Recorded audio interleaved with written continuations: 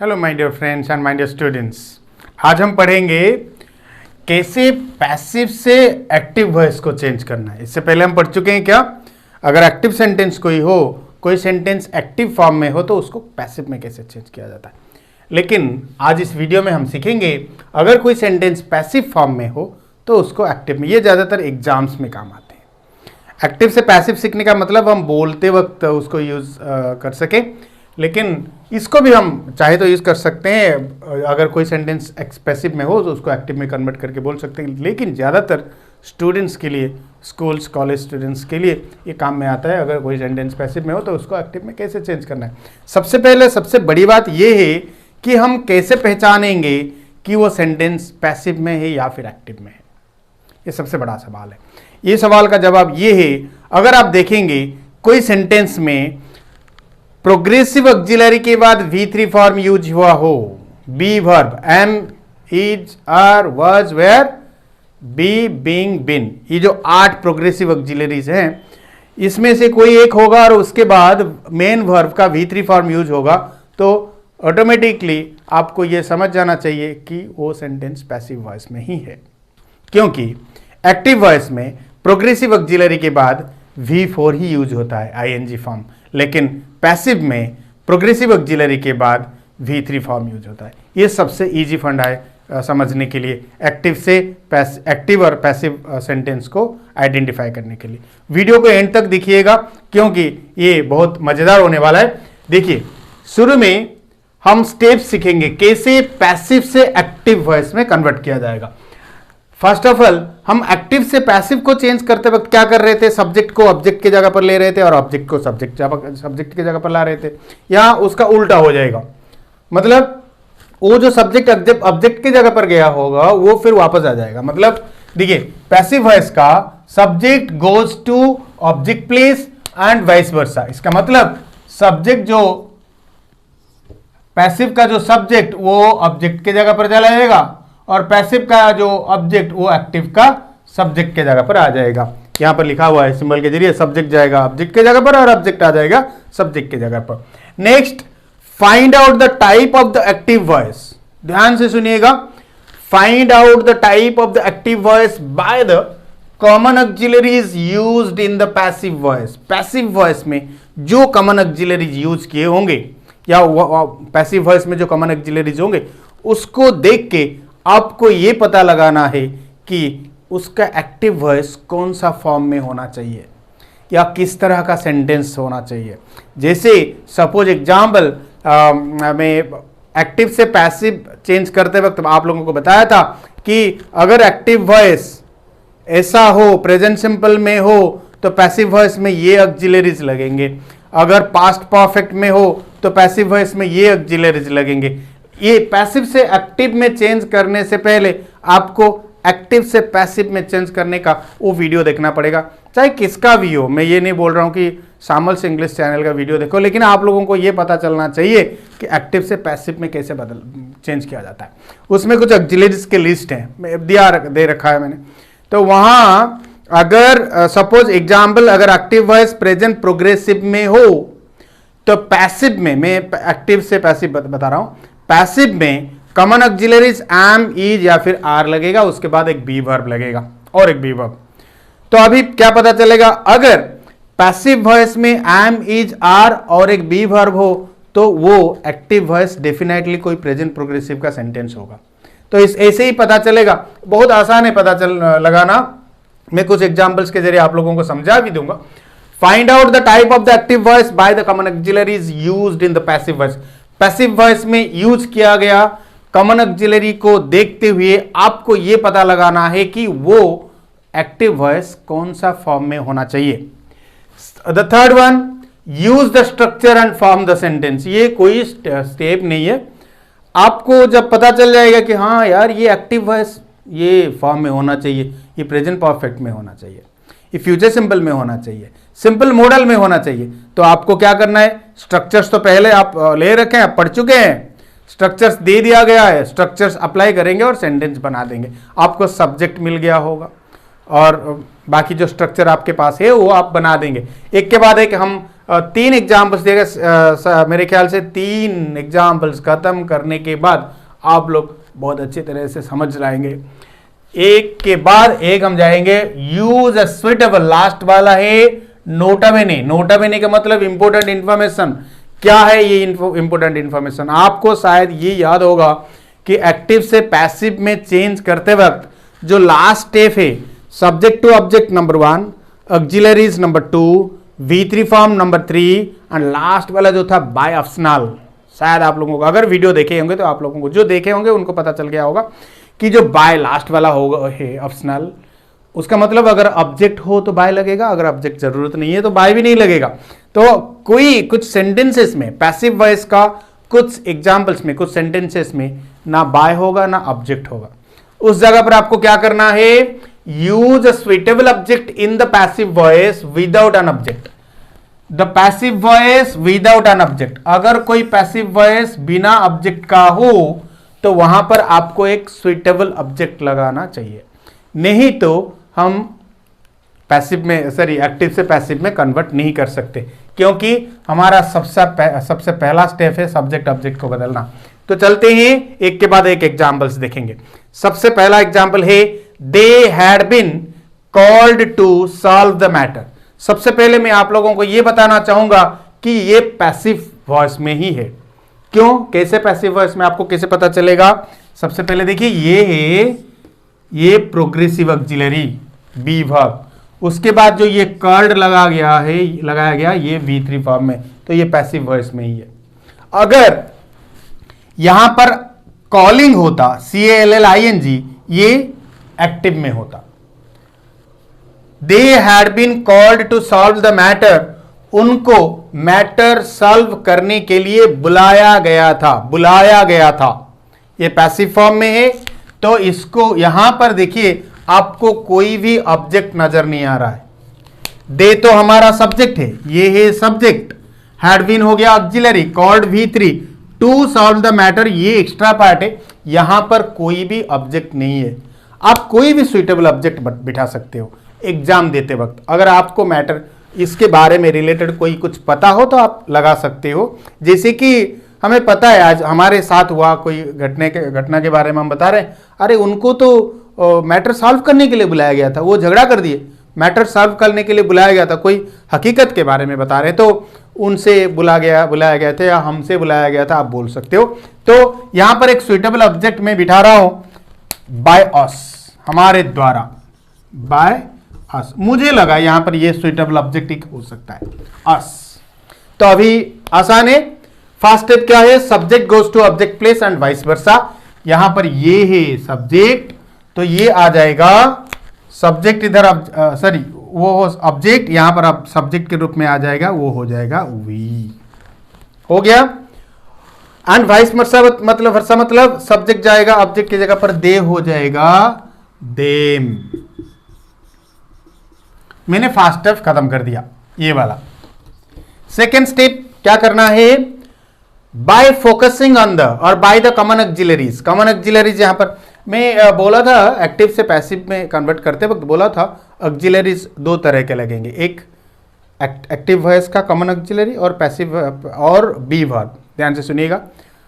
Active से passive में change करते वक्त 4 स्टेप से बताया था, उसमें सब्जेक्ट ऑब्जेक्ट तो एक स्टेप है। सेकेंड स्टेप जो ऑक्सिलरी वाला, उसमें एक्टिव वॉइस का कॉमन ऑक्सिलरी के साथ बी वर्ब लगेगा। अभी हमें यहां पर बी वर्ब से कोई लेना देना नहीं है, लेकिन वो कॉमन ऑक्सिलरी के साथ हमारा रिलेशन है। यहां पर कॉमन ऑक्सिलरी क्या लगाया गया है? हैड, ये बी वर्ब है, हैड। आपको याद करना कि कौन सा टेंस फॉर्म में हैड यूज किया जाता है?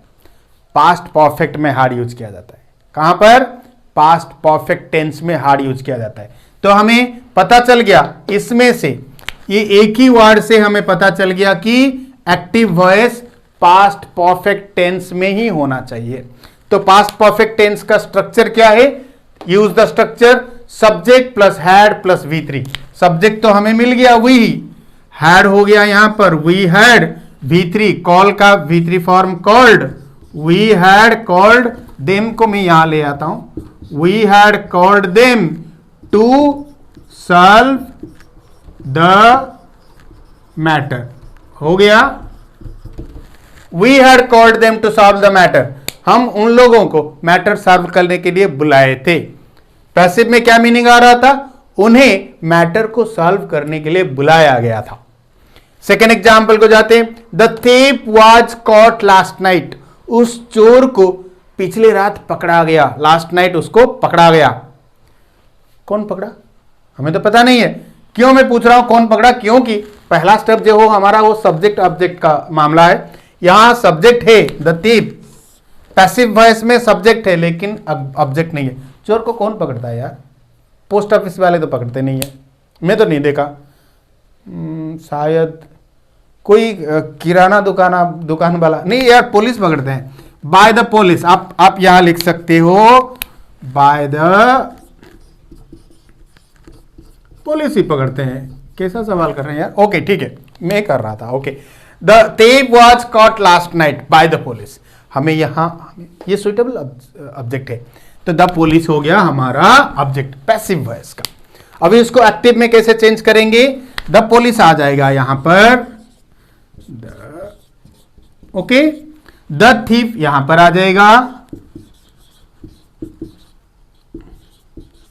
हो गया step number 1। Step number 2, find out the type of the active voice by the common auxiliary used in the passive form.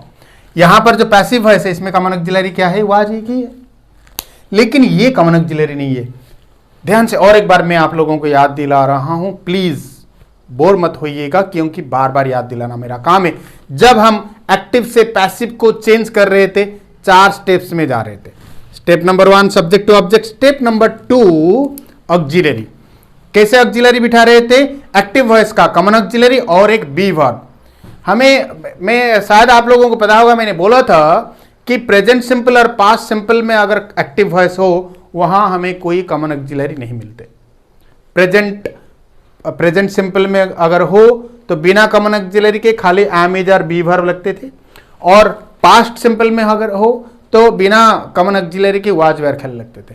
तो इसमें से हमें पता चल जाएगा इसमें कोई कॉमन ऑक्सिलरी नहीं है। अगर पैसिव वॉइस में कोई दूसरा ऑक्सिलरी ना हो के आम इजार या वाज वेर कुछ होगा तो आपको वहां फाइंड आउट करना पड़ेगा, या पक्का ये हो जाना चाहिए, कंफर्म हो जाना चाहिए कि या तो फिर वो प्रेजेंट सिंपल में होगा या फिर पास्ट सिंपल में। तो ये वाज पास्ट में है, तो हमें ये पता चल गया कि ये पास्ट सिंपल में है। Past simple, active voice past simple में होना चाहिए। पास्ट सिंपल का स्ट्रक्चर क्या है? स्ट्रक्चर है subject plus V2। The police caught का V2 कॉट ही है। The police caught the thief last night. हो गया? अच्छा, ये थर्ड वाला WH क्वेश्चन लिया, क्योंकि अगर आप बोलेंगे यार कोई WH क्वेश्चन में पैसिव वॉइस हो तो कैसे करेंगे? बहुत आसान है। अगर कोई पैसिव वॉइस WH क्वेश्चन में हो या फिर yes और no क्वेश्चन में हो, कोई भी क्वेश्चन फॉर्म में हो, सबसे पहले आप उसको पॉजिटिव में कन्वर्ट करेंगे। पॉजिटिव नहीं, अफर्मेटिव में। पॉजिटिव हो या फिर नेगेटिव हो, अफर्मेटिव डिक्लेरेटिव में कन्वर्ट करेंगे।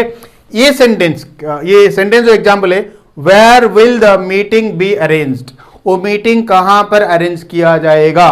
कहां पर अरेंज किया जाएगा?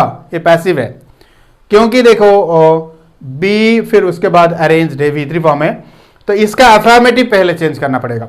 अफर्मेटिव मतलब पॉजिटिव में लाना पड़ेगा। The meeting will be arranged, ये हो गया हमारा पैसिव वॉइस पॉजिटिव फॉर्म।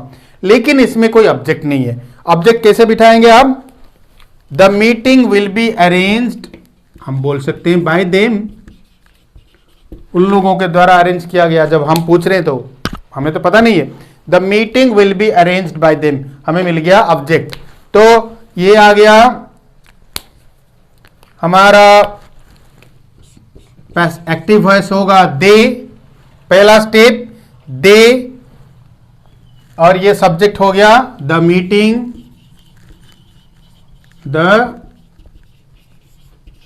में ये फर्स्ट स्टेप कर रहा हूं। फर्स्ट स्टेप हो गया, ऑब्जेक्ट आ गया यहां पर सब्जेक्ट बन के, और सब्जेक्ट चला गया वहां पर ऑब्जेक्ट बन के। सेकेंड वाला, find out the type of the active voice by the common auxiliary. यहां पर कॉमन ऑक्सिलरी क्या है यार? विल, यहां देख रहे हैं विल है कॉमन ऑक्सिलरी, ये तो बी वर्ब है, इसको हम छोड़ देंगे। विल और साल कहां पर लगते हैं? Future simple. अगर कोई सेंटेंस फ्यूचर सिंपल में हो तो वहां खाली विल शैल लगाया जाता है। तो हमें पता चल गया कि ये जो एक्टिव वॉइस ये फ्यूचर सिंपल में ही होना चाहिए। तो फ्यूचर सिंपल का स्ट्रक्चर क्या है? सब्जेक्ट प्लस विल और शैल प्लस V1। हमें सब्जेक्ट यहां मिल गया दे, उसके बाद लग गया विल, V1 हो गया अरेंज, यहां पर है arrange, they will arrange the meeting. ये हो गया हमारा पॉजिटिव, लेकिन हमें WH में कन्वर्ट करना है। ध्यान से देखिएगा, अभी WH में कन्वर्ट करने के लिए क्या करना पड़ेगा? इसको कोई भी सेंटेंस को WH में कन्वर्ट करने के लिए पहले उसको yes और no में कन्वर्ट करना और उससे पहले WH वर्ड बिठाना है। तो इसको yes और no फॉर्म में कन्वर्ट करेंगे कैसे? पहले ये आ जाएगा will they arrange the meeting, हो गया। उससे पहले जो WH वर्ड था उसको लगा देंगे where will they arrange the meeting. हमारा जो यहां पर ए लिखा गया, ए का मतलब होता है एक्टिव, ये सब पैसिव वॉइस का एग्जांपल है, उसका एक्टिव फॉर्म ये है रेड में जो लिखा गया। लेकिन अभी ये हमारा एक्टिव वॉइस नहीं है, ये जो एक्टिव वॉइस है ये पॉजिटिव फॉर्म का। फाइनल जो एक्टिव हो गया ये हो गया, मैं रेड में लिखने से पता चलेगा, जो फाइनल हो गया ये हो गया हमारा active voice. Where will they arrange the meeting, वो लोग कहां पर मीटिंग अरेंज करेंगे। उसका पैसिव में था क्या? मीटिंग कहां पर अरेंज किया जाएगा। मेरे ख्याल से आप लोगों ने अच्छी तरह से समझ गए होंगे, अगर पैसिव वॉइस में कोई सेंटेंस है तो उसको एक्टिव में कैसे कन्वर्ट किया जाएगा। सबसे पहली बात मैंने बोला कि सेंटेंस को कैसे पहचाने, चाहे वो पैसिव में हो, वो पैसिव में है या फिर एक्टिव में है, वो कैसे पहचान करें। अगर उसमें बी वर्ब के साथ V3 फॉर्म रहेगा तो बी वर्ब के बाद वो पैसिव में है, अगर बी वर्ब के बाद प्रोग्रेसिव में या कोई कॉमन टेंस फॉर्म या मॉडल फॉर्म में हो तो वो तो एक्टिव में है। सेकेंड, पैसिव से कैसे एक्टिव कन्वर्ट करेंगे, ये 3 स्टेप्स बहुत जरूरी, 3 तो नहीं है 2 ही है। ये स्ट्रक्चर यूज करके सेंटेंस बनाना है लिखा गया, लेकिन ये 2 बहुत जरूरी है, इसको चेंज करना और फाइंड आउट करना किस तरह का एक्टिव वॉइस है। अगर आप लोगों को वीडियो अच्छी लगी तो बाकी लोगों के साथ शेयर कीजिए, प्लीज़ लाइक कीजिए। अभी तक अगर सब्सक्राइब नहीं किए तो प्लीज़ कर दीजिए, प्लीज़, ये रिक्वेस्ट है आप लोगों का। अभी तक आप लोगों ने सामल्स इंग्लिश चैनल को बहुत सारा प्यार दिए हैं, बहुत सारा मोहब्बत है, बहुत मतलब इतना चाहते कि मेरे सब्सक्राइबर्स बढ़ते जा रहे हैं और व्यूज़ भी बढ़ते जा रहे हैं। Thank you very much, have a nice day, bye bye.